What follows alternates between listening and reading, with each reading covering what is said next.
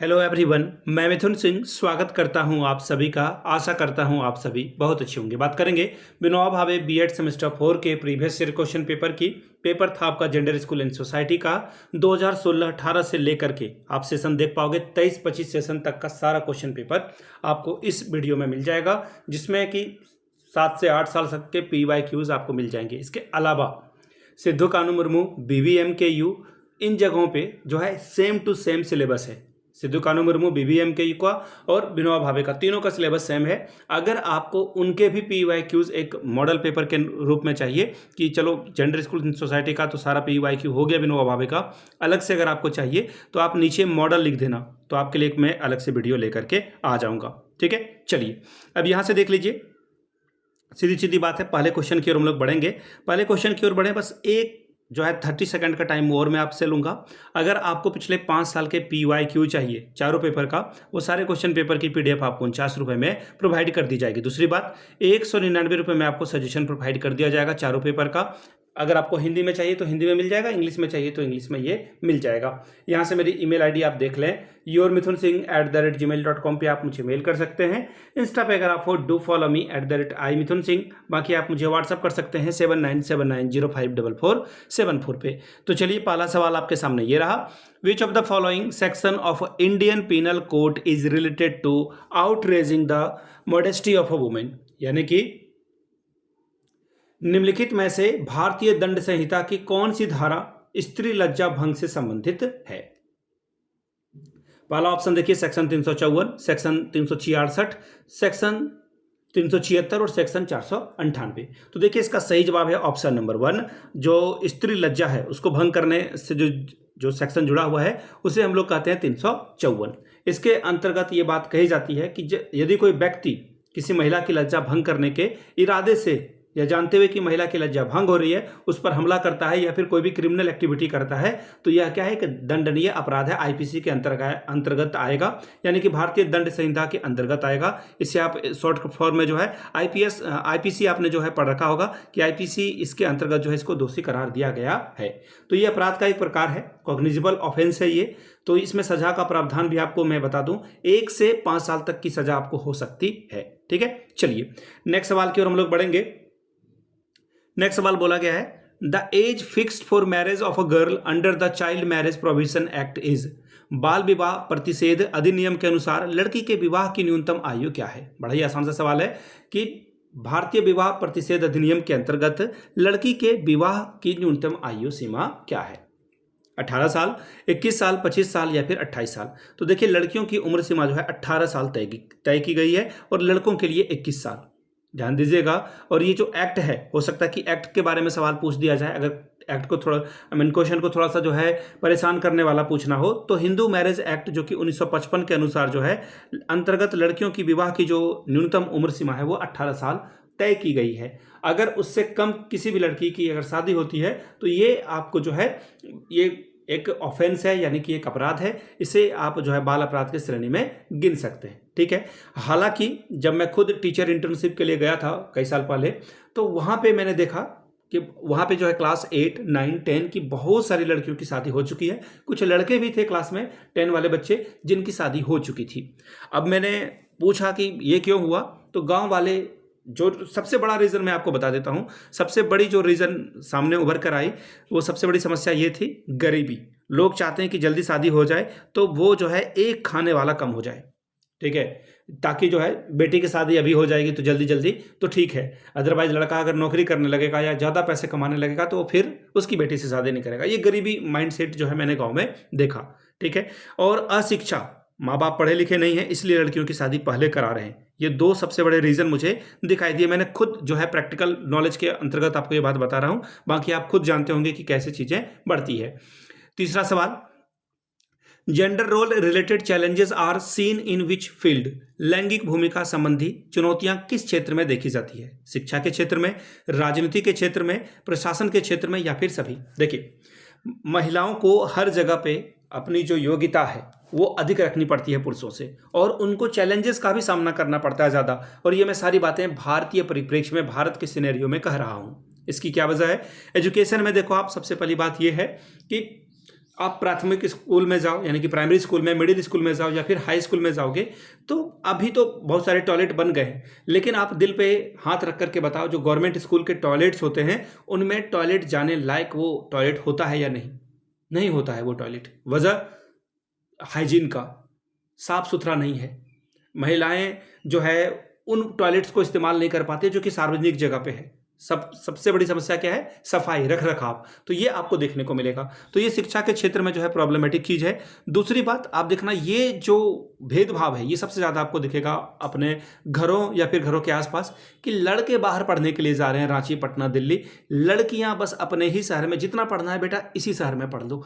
इसको कब रोका जाएगा? I really don't know. मैं बार बार कह रहा हूं कि 5% ऐसे ऐसे परिवार हैं जो अपने बच्चों को बाहर पढ़ने के लिए भेजते हैं, लड़कियों को भी, लेकिन इसकी संख्या बहुत कम है। 95% अभी भी है कि आप इसी शहर में पढ़ लो, आप हजारीबाग में पढ़ लो, आप जो है देवघर में पढ़ लो, अपने शहर में पढ़ लो, बाहर जाने की जरूरत नहीं है, दिल्ली जाने की जरूरत नहीं है। अब देखिए राजनीति के फील्ड में भी आपको इसी तरह से जो है चीजें देखने को मिलेगी। भारत में कितनी महिला प्रधानमंत्री बनी है और आपको क्या लग रहा है कि महिलाएं काबिल नहीं है? फिर भी आपको जो है ये गैप आराम से देखने को मिलेगा। तो ये सारी समस्याएं हैं राजनीति में। महिलाओं को भले ही 33% आरक्षण दे दिया जा रहा हो, लेकिन जब तक लोग अकाउंटेबल नहीं मानेंगे, चीज़ों को जो है बिल्कुल न्यूट्रल होकर नहीं देखेंगे, चीज़ें इसी तरह से दिक्कत में फंसेगी। प्रशासन के क्षेत्र में ये थोड़ा सा कम है, क्योंकि यहाँ पे मेरिट के आधार पर लड़कियां अगर सिलेक्शन ले रही है तो उनको आगे बढ़ना ही होगा, बढ़ाना ही होगा।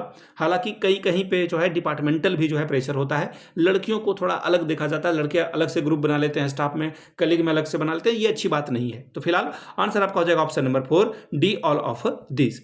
अगला सवाल, in which year did the domestic violence act come into effect? फिर से सवाल पढ़ देता हूं, बहुत इंपॉर्टेंट सवाल है। In which year did the domestic violence act come into effect?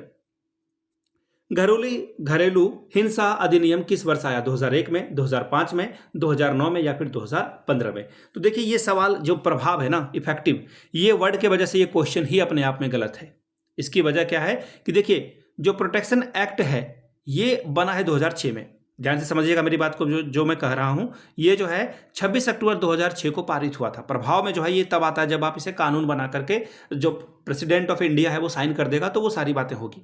तो ये जो है हुआ था कब? अक्टूबर 26, 2006 को। लेकिन यहाँ पे कोई भी ऑप्शन में आपको 2006 नहीं दिखेगा। वजह क्या है भाई? ये कानून जो है 2005 में आपको बनता हुआ दिखेगा। ये कानून जो है प्रोटेक्शन एक्ट जो है, ये जो रिव्यू वगैरह जो है ये वो 2005 में हुआ था। तो ये क्वेश्चन जो है प्रभाव, ये लिखना नहीं था। फिलहाल आप समझ गए हैं, आगे सवाल आएगा तो आप ठीक से बना लेंगे। विच of the following is the main principle of a feminism? निम्नलिखित में से नारीवाद का प्रमुख सिद्धांत क्या है?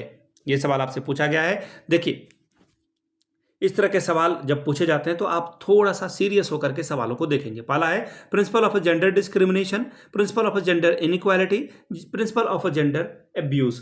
देखिए यानी कि लिंग भेदभाव का सिद्धांत, लिंग असमानता का सिद्धांत, लिंग उत्पीड़न का सिद्धांत, कौन सा सिद्धांत जो है नारीवाद से जुड़ा हुआ है? ठीक है, तो देखिए इसका जो आंसर होगा क्वेश्चन नंबर 5 का, वो हो जाएगा लिंग असमानता।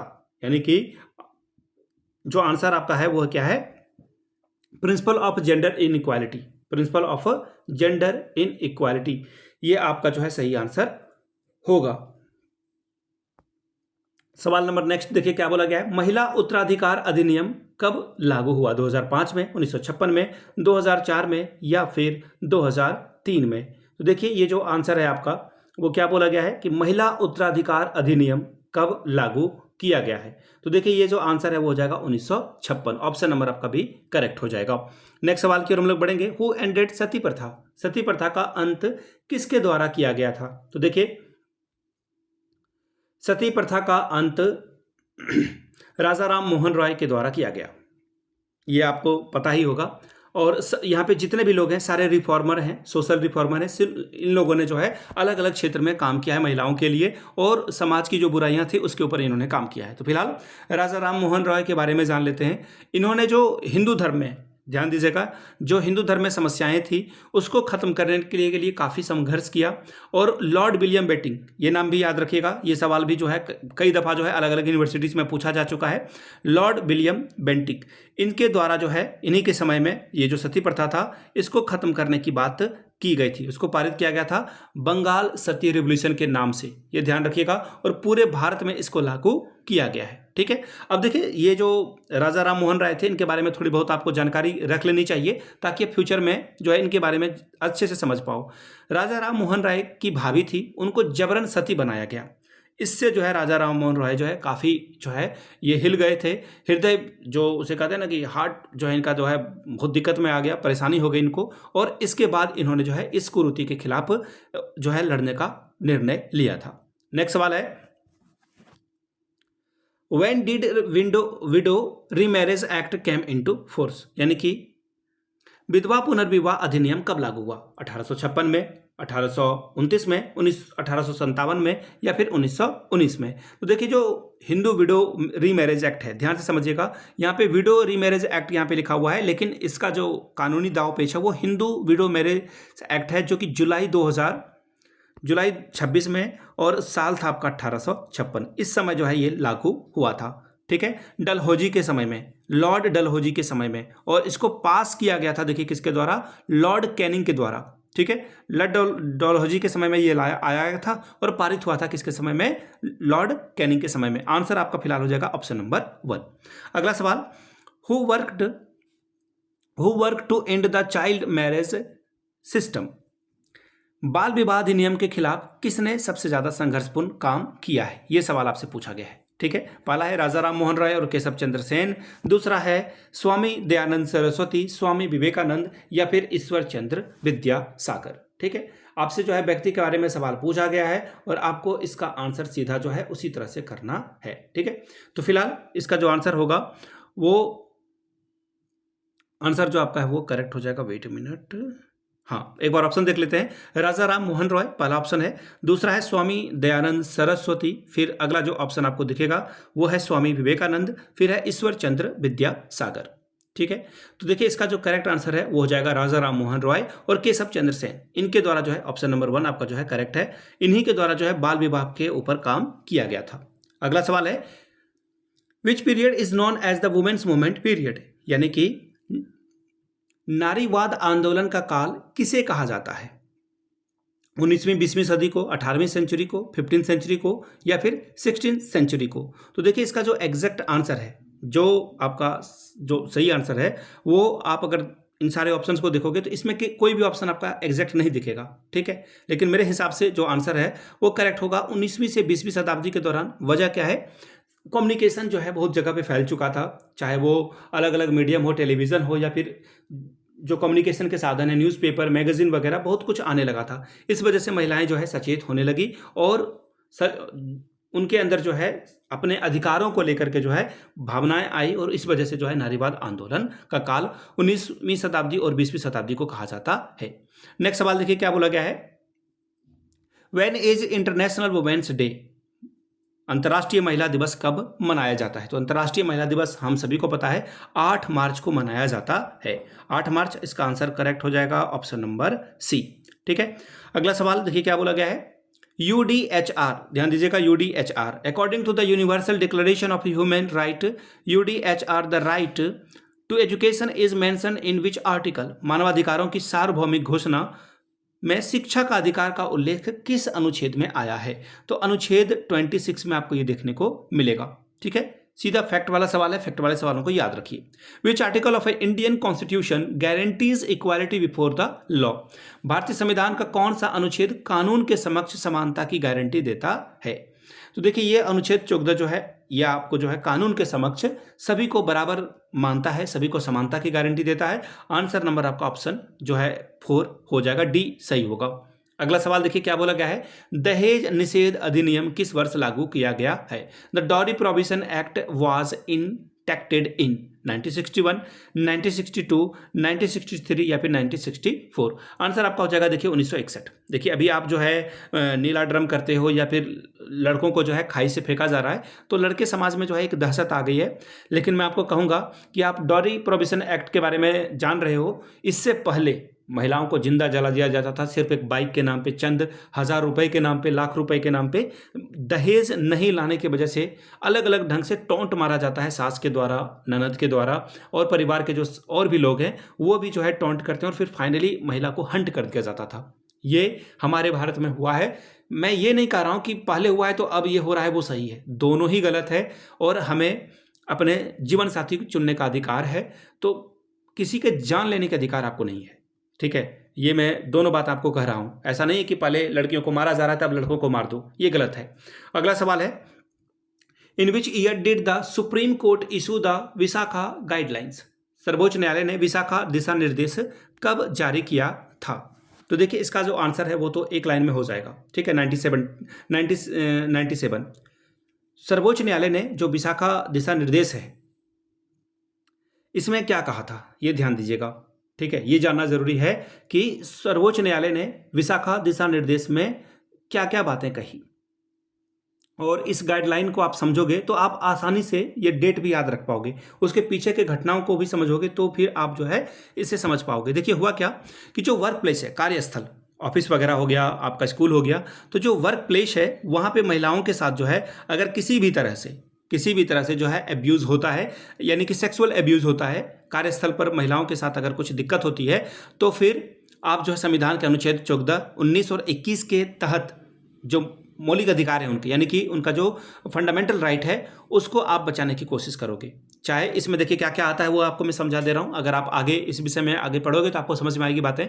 फिजिकल जो है संपर्क बनाने के लिए, यौन संबंध बनाने की मांग करना, अश्लील कमेंट करना, है ना, या फिर पोर्नोग्राफी दिखाना, या फिर जो है किसी भी तरह से अनवेलकमिंग फेवर अगर आप मांग रहे हो महिला से तो दिक्कत का सामना करना पड़ेगा। और सर्वोच्च न्यायालय ने इसको जो है 1997 में कहा कि आप महिलाओं को जागरूक करें, वर्क प्लेस पे जो है इनएप्रोप्रिएट जो टच होता है उसको आइडेंटिफाई करने के लिए महिलाओं को सिखाएं कि क्या क्या जो है चीज़ें अगर आपके खिलाफ हो रही है तो आपको इसके खिलाफ आवाज़ उठाना है। अगला सवाल, when was the national women environment mission started?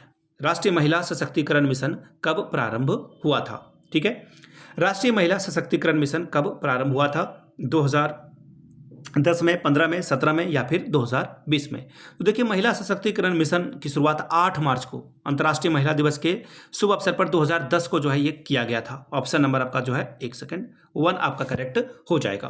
ठीक है, अब इसका उद्देश्य क्या था? ये जो महिला सशक्तिकरण मिशन है इसके अंतर्गत महिलाओं को जो उसके सोशल स्ट्रक्चर है, फाइनेंशियल स्ट्रक्चर है, उसके डेवलपमेंट से तालमेल स्थापित करने के लिए जो है इस मिशन की शुरुआत की गई थी। इसका पुराना नाम देखिए, ये भी अगर पूछा जा सकता है तो ध्यान रखिएगा, मिशन पूर्णा शक्ति रखा गया था, बाद में जो है इसे अलग कर दिया गया, इसका नाम अलग हटा दिया गया। ठीक है, ये ध्यान में रखिएगा। अगले सवाल की ओर हम लोग बढ़ेंगे। Sex, gender and society is a book is written by? Sex, gender and society जो बुक है वो किसके द्वारा लिखी गई है? तो देखिए एन ओकेल के द्वारा जो है ये बुक लिखी गई है। ये पब्लिश कब हुआ है? 1972 में। डेट याद रखिएगा, अब जो है सिद्धू कानू में ये डेट वगैरह भी पूछने लगे, तो 1972 में जो है ये बुक पब्लिश हुई थी। The word community is made of which 2 words? Community शब्द जो है 2 शब्दों से मिलकर बना है, वो दोनों शब्द क्या क्या हैं ये आपको बताना है। तो देखिए कॉम का मतलब क्या होता है? सबसे पहला जो वर्ड है आपका शुरू में कॉम का मतलब होता है टुगेदर का मतलब होता है एक साथ। टुगेदर का क्या मतलब होता है?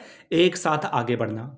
अब देखिए माइनस का मतलब क्या होता है? मीनस का मतलब यहाँ पे, तो देखिए ये लैटिन वर्ड से बना हुआ है इसलिए आपको जो है म्यूनस आपको दिखेगा। ठीक है, अब ये म्यूनस का मतलब क्या होता है ये समझिएगा। ये कहने का मतलब होता है कि सर्विस देना, किसी को ड्यूटी सर्व करना। कम का मतलब होता है टुगेदर, और म्यूनस का मतलब होता है ड्यूटी सर्व करना या कोई भी सर्विस देना, किसी के मदद में आना, सेवा देना। तो कम्युनिटी का मतलब आप समझ चुके हो, तो दोनों मतलब इसके अंतर्गत आएगा, तो ऑप्शन सी आपका करेक्ट हो जाएगा। अगला सवाल, which of the following is a cause of a gender inequality? Religious, cultural, organizational, या फिर ऑल ऑफ दिस? तो देखिए लैंगिक असमानता का कारण क्या है? तो ये जैविक तो नहीं हो सकता, जैविक तो नहीं होगा, तो ये ऑल ऑफ दिस भी नहीं होगा। 2 ऑप्शन तो आप ऐसे ही काट सकते हो, क्योंकि जो जेंडर है ये क्या है? सोशल स्ट्रक्चर है। सेक्स क्या है भाई? ये बायोलॉजिकल स्ट्रक्चर है। तो यहाँ पे जो देख रहे हो आप बायोलॉजिकल, ये तो टर्म कट गया, 2 ऑप्शन आपके कट गए। अब बचा एक रिलीजियस। तो देखिए लैंगिक असमानता का कारण धार्मिक नहीं बल्कि कल्चरल है। ऐसा नहीं है कि सिर्फ हिंदुओं में जो है भेदभाव हो रहा है महिलाओं के साथ, मुसलमान जो कम्युनिटी है वहाँ पे नहीं हो रहा है, या फिर जो क्रिश्चियन कम्युनिटी है वहाँ पे नहीं हो रहा है। हिंदू, मुस्लिम, सिख, ईसाई, यहाँ पे सारे भाई भाई हैं, और सब जो है हर एक जगह पे ये आपको जो प्रॉब्लम है, ये जो स्कार्सिटी है, ये जो इनइक्वालिटी है, ये आपको देखने को मिलेगी। ऑप्शन आपका बी सही होगा। अगला सवाल, in which year was the domestic violence act 2005 implemented? घरेलू हिंसा अधिनियम 2005 किस वर्ष लागू किया गया था? ये सवाल पूछा गया है। आंसर आपका होगा 2006। ये सवाल देखिएगा 18-20 में भी शायद पूछा गया था, या 16-18 में मैंने आपको बताया था कि लागू कब किया गया है, तो ये आंसर होगा 2006। ठीक है, ये बन कब गया था? 2005 में। तो फिलहाल यहाँ पे जो है सही आंसर क्या हो जाएगा, इसलिए इसका नाम में भी तो 2005 आपको दिखेगा। ठीक है, आंसर आपका जो है ऑप्शन नंबर 1 सही होगा। अगला सवाल, the first stage of development of a gender consistency is? लैंगिक स्थिरता के विकास का प्रथम चरण क्या है? लिंग स्थिरता, लिंग लेबलिंग, या फिर लिंग सामंजस्य, लिंग स्टेबिलिटी, या फिर इसका जो आंसर हो जाएगा वो जो है क्या होगा? तो देखिए, जो जेंडर कंसिस्टेंसी है ये आप लेबल कर रहे हो। ये क्या कर रहे हो? आप लेबल कर देते हो किसी के साथ। फर्स्ट स्टेज में ही ये लड़का है, ये लड़की है। लेबलिंग जो है वो चाइल्ड आप नहीं कहते हो। तो आंसर आपका जो है ऑप्शन नंबर बी सबसे करेक्ट होगा। आप लेबल दे रहे हो बच्चे को। अगला सवाल देखिए क्या बोला गया है। The national commission for women was set up as a statutory body in January. राष्ट्रीय महिला आयोग की स्थापना जनवरी के एक वैधानिक निकाय के रूप में कब हुई? साल पूछा गया 1992। ठीक है, सिद्धू कानू भी जो है इसी साल जो है यूनिवर्सिटी बना था, तो मुझे याद है। तो 1992 में राष्ट्रीय महिला आयोग की स्थापना भी हुई और सिद्धू कानू मुर्मू की है। ठीक है, ऑप्शन नंबर आपका भी सही होगा। अगला सवाल, what is the opposite of a gender sensitivity? लिंग संवेदनशीलता का विपरीत क्या होगा? तो देखिए, जेंडर ब्लाइंडनेस या फिर जेंडर इनसेंसिटिविटी। तो यहाँ पे जेंडर इनसेंसिटिविटी आपको कहीं नहीं दिखेगा, तो आंसर आपका हो जाएगा ब्लाइंडनेस, यानी कि जेंडर अंधता। आंसर आपका जो है करेक्ट होगा। अगला सवाल, the national commission for women act was passed in? राष्ट्रीय महिला आयोग अधिनियम किस वर्ष पारित हुआ? ये देखिए, पारित कब हुआ ये पूछा गया है। तो देखिए 1990 में, इसका आंसर हो जाएगा 1990। 30 अगस्त को ये पारित हुआ था। ऑप्शन आपका जो है 1 करेक्ट होगा। अगला सवाल, into how many groups is Beti Bachao Beti Padhao scheme divided? Beti Bachao Beti Padhao योजना को कितने समूहों में विभाजित किया गया है? ये सवाल आपसे पूछा गया है। तो देखिए इसका आंसर हो जाएगा 3 अलग अलग डिपार्टमेंट में बांटा गया है। सबसे पहले जो प्राइमरी ग्रुप है, पहला आप मान लो प्राइमरी ग्रुप, पीजी शॉर्ट में लिख रहा हूं, प्राइमरी ग्रुप प्राथमिक समूह, इसमें युवा नवविवाहित जो जोड़े हैं यानी कि न्यूली मैरिड हैं वो यहाँ पे आएंगे। इसमें इनके पेरेंट्स आएंगे, माता पिता। इसके अलावा जो है जो एडोलेसेंस में लड़कियां हैं, लड़के लड़कियां दोनों, वो आएंगे। जो यंग लोग हैं वो आएंगे, स्थानीय लोग आएंगे। इसके बाद जो दूसरा आपका ग्रुप आता है वो आएगा आपका सेकेंडरी ग्रुप। प्राइमरी ग्रुप के बाद सेकेंडरी ग्रुप, जिसमें आपका स्कूल, आंगनवाड़ी केंद्र वगैरह आ जाएगा। ठीक है, और जो संस्थाएं हैं वो। तीसरे नंबर पे आपका आ जाएगा जो डॉक्टर्स हैं, प्रोफेशनल्स हैं, सीधी सीधी बात है जो प्रोफेशनल है। थर्ड आपका, एक सेकेंड, ये आपका थर्ड ग्रुप में आएंगे, वो प्रोफेशनल आएंगे, डॉक्टर्स, लॉयर, हॉस्पिटल, मीडिया, जो अलग अलग रिलीजियस लीडर हैं वो यहाँ पर आ जाएंगे। ठीक है, ऑप्शन आपका भी करेक्ट होगा। अगला सवाल, reason for gender bias are? लैंगिक पक्षपात के कारण क्या हैं? जागरूकता का अभाव, बिल्कुल सही बात है। अशिक्षा, ये भी है। सामाजिक कुरीतियां, यानी कि सब कुछ यहाँ पर क्या है शामिल होगा। इस जो आपका सोशल एवल है, इलिटरेसी है, लैक ऑफ अवेयरनेस है, सब कुछ इसके अंतर्गत आएगा। ऑप्शन नंबर आपका डी करेक्ट हो जाएगा। अगले सवाल की ओर हम लोग बढ़ेंगे। Who is chairperson of a national commission for women? राष्ट्रीय महिला आयोग की अध्यक्ष कौन हैं? तो देखिए विजया किशोर रहाटकर, एक सेकंड, ये रहा पहला ऑप्शन, ये आपका करेक्ट है। विजया किशोर रहाटकर जो है अभी फिलहाल करंट चेयरपर्सन है किसके? नेशनल कमीशन फॉर वुमेन के लिए। अगला सवाल देखिए क्या पूछा गया था, पिछले साल का ये सवाल है। When was equal remuneration act passed? समान प्रासंगिक अधिनियम कब लागू हुआ था? तो 1976 में, 1976 में, और 11 फरवरी को, Feb 11 को जो है ये पारित हुआ था, और ये बहुत ही फेवरस जो है डिसीजन था। अगला सवाल, when was dowry provision act implemented? दहेज निषेध अधिनियम कब लागू हुआ था? तो देखिए 1961 में। ये सवाल देखिए फिर से एक बार रिपीट होता हुआ आपको दिखेगा। ऑप्शन नंबर आपका बी करेक्ट होगा। नेक्स्ट सवाल, duties of education towards society are? समाज के प्रति शिक्षा के क्या कर्तव्य हैं? बालकों का सर्वांगीण विकास करना, बिल्कुल। टोटल डेवलपमेंट, यानी कि आप होलिस्टिक डेवलपमेंट कर लो, सर्वांगीण विकास कर लो, बिल्कुल। और फिर बोला गया है कि करिकुलम में सुधार लाना, ये भी बात सही है। केवल एक तो सही नहीं होगा, दोनों सही है। तो आंसर आप लगाओगे ऑप्शन नंबर डी, आपका करेक्ट हो जाएगा। अगला सवाल देखिए, खत्म हो गया ये। तो मैं फिर से आपको दोहराता हूँ, अगर आपको पिछले 5 साल के PYQ चाहिए तो ये आपको 49 में, अगर आपको सजेशन चाहिए तो 199 में आपको प्रोवाइड कर दिया जाएगा। यहाँ से मेरी ईमेल आईडी आप देख लें, yourmithunsingh@gmail.com पे आप मुझे मेल कर सकते हैं। इंस्टा पे अगर आप हो, डू फॉलो मी @imithunsingh। बाकी आप मुझे व्हाट्सअप कर सकते हैं 7979054474 पे। वीडियो को आपने यहाँ तक देखा, प्यार दिया, इसके लिए आप सभी का बहुत बहुत शुक्रिया। Have a good day.